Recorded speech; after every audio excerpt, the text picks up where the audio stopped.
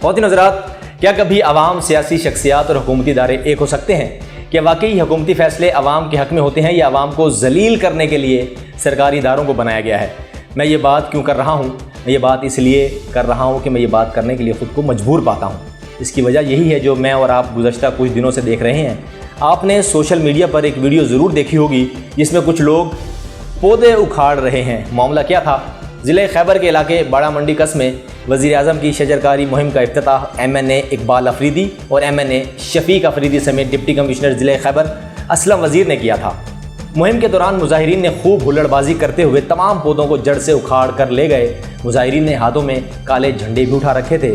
اس موقع پر مظاہرین کا کہنا یہ تھا کہ شجرکاری مہم میں استعمال ہونے والی زمین متنازع ہے اور بغیر اجازت یہاں پر مہم کا آغاز کیا گیا۔ یہ زمین خیبر کے عوام کی ملکیت ہے اور PDA والے زبردستی اس پر قبضہ کرنا چاہتے ہیں۔ PDA نے اس پر قبضہ کرنے کے لیے درخت لگائے تو اس لیے یہ لوگ اپنے حق کے لیے یہاں پر لڑنے کے لیے آئے اور پہلے سے پشاور ہائی کورٹ میں اس زمین کا فیصلہ چل رہا ہے۔ خواتین حضرات، عوام کا کہنا ہے کہ PDA نے اس پر قبضہ کرنے کے لیے درخت لگا لیے تو اس لیے یہ لوگ اپنے حق کو حاصل کرنے کے لیے اور لڑائی کرنے کے لیے اس میدان میں آئے، اور پہلے سے ہی زمین کا پشاور ہائی کورٹ میں PDA کو اس سے منع کیا تھا کہ یہ عوام کی ملکیت ہے، اس پر کسی قسم کی آبادی یا آبادکاری نہیں ہونی چاہیے جب تک کہ اس کا فیصلہ نہ آ جائے۔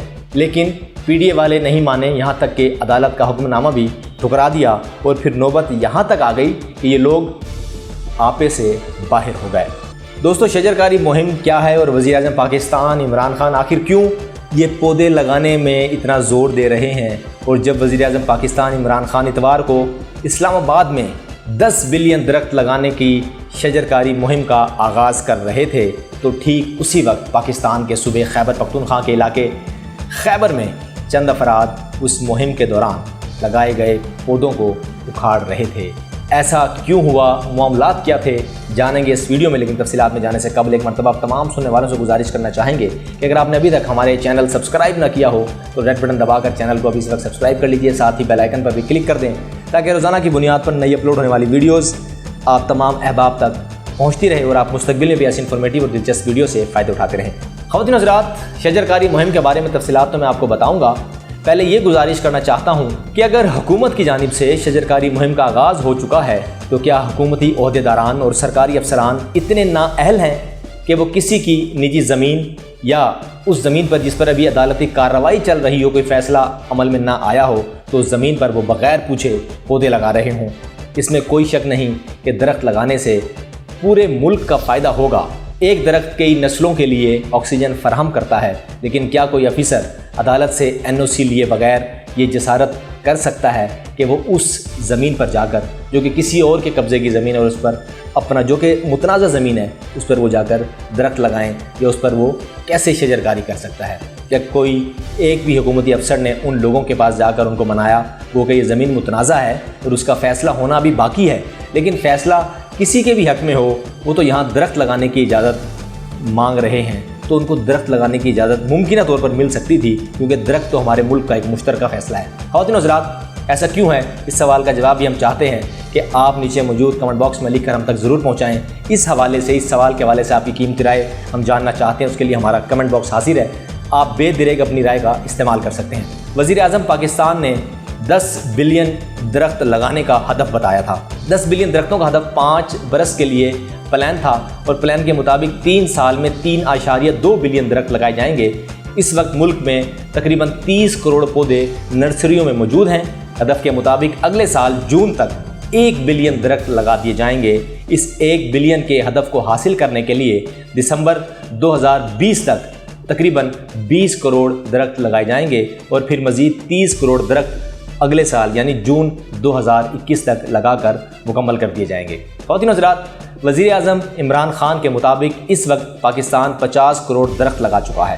ان کے مطابق پاکستان کا پہلا سال اس منصوبے کی فیزیبلٹی اور فنانسنگ کی نظر ہو گیا، جبکہ شجرکاری کا آغاز دوسرے سال سے ہی ممکن ہو سکا۔ حکومت نے ملک میں ان تمام جگہوں کی نشاندہی کر رکھی ہے جہاں یہ شجرکاری ہونی ہے۔ اس مہم میں سندھ حکومت بھی وفاقی حکومت کا بھرپور ساتھ دے رہی ہے۔ دوستو، یہ واضح کر دیں کہ یہ شجرکاری مہم صرف سرکاری زمینوں پر ہی نہیں بلکہ نجی زمینوں پر بھی کی جائے گی۔ جو درخت لگائے جائیں گے ان میں کم از کم 10% پھلدار درخت ان میں شامل ہوں گے۔ خواتین و حضرات، ضلع خیبر تحصیل باڑہ میں گزشتہ روز شجرکاری مہم کے دوران مشتعل افراد نے محکمہ جنگلات کی جانب سے لگائے گئے پودوں پر یلغار کر کے سینکڑوں پودے اکھاڑ دیے تھے۔ سینکڑوں پودے اکھاڑنے کے نتیجے میں تھانہ باڑہ میں فارسٹ آفیسر کی مدیت میں FIR درج کرائی گئی تھی۔ FIR میں قبیلہ سپاہ کے 10 افراد کو نامزد کیا گیا اور FIR کے متن کے مطابق گزشتہ روز محکمہ فارسٹ کے اہلکار ٹائیگر فورس کے ہمراہ منڈی گز کے علاقے میں شجرکاری مہم میں مصروف تھے کہ مقامی شہریوں نے سرکاری عملے کو زدوکوب کیا اور لگائے گئے پودے اکھاڑ دیے اور ساتھ تقریباً اپنے 500 کے قریب بیلچے لے گئے اور دیگر سرکاری اوزار بھی جو تھے پودے لگانے والے وہ بھی اپنے ساتھ لے گئے۔ پولیس نے FIR کی روشنی میں مقدمے میں نامزد ایک شخص کو گرفتار کر کے تحقیقات کا آغاز کر دیا تھا، جبکہ دیگر کی گرفتاری کے لیے کوششیں کی جا رہی ہیں۔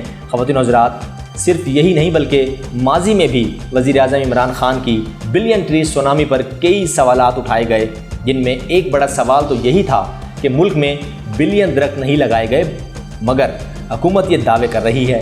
خواتین و حضرات، یاد رہے کہ پاکستان کے صوبہ خیبر پختونخوا میں تحریک انصاف کی حکومت کی طرف سے ماحولیاتی تبدیلیوں کے اثرات کو کم کرنے اور مجموعی طور پر جنگلات کا رقبہ بڑھانے کے لیے پہلی دفعہ شروع کی گئی بلین ٹری سونامی منصوبے کی آڈٹ رپورٹ وسیع پیمانے پر بے قاعدگیوں اور بدعنوانیوں کے انکشافات اس میں سامنے آئے تھے۔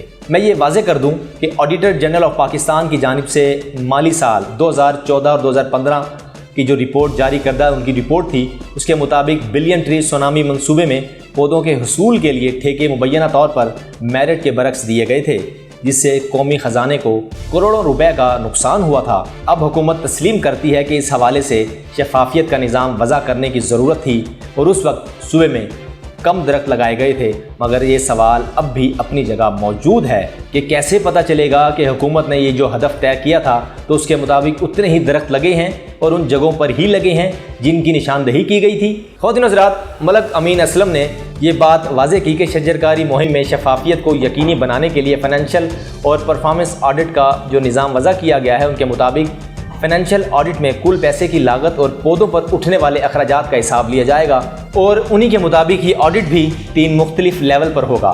پرفارمنس آڈٹ کی وضاحت کرتے ہوئے ملک امین اسلم نے یہ بتایا تھا کہ اس آڈٹ کے تحت یہ یقینی بنایا جائے گا کہ جتنے درخت لگانے کا دعویٰ کیا جا رہا ہے، کیا حقیقت ہے کہ ان میں اتنے ہی درخت لگائے گئے یا پھر زمینی صورتحال مختلف ہے۔